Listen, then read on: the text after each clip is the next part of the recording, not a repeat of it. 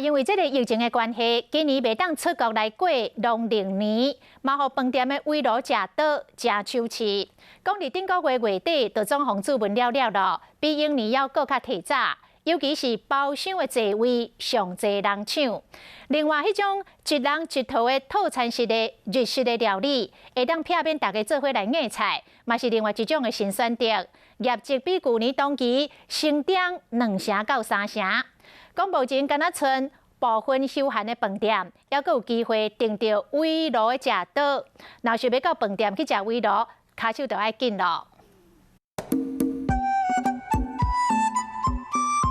大鱼大肉芳上桌，过年围炉一定爱为东坡肉鸡汤。今年疫情影响，袂使出国，加上为海外返来台湾的民众搁较侪，伫饭店围炉过年，有真侪人早就订好啊。我们大概在去年12月份的时候，就已经台北3馆都已经订满了。那比起以往，的确有提早大约2周预定客满的状况。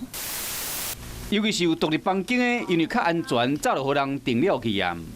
新年快乐！大家做伙敬酒，今年这个动作会使避免就尽量爱避免，因为疫情影响，围炉时不一定是一元多啊。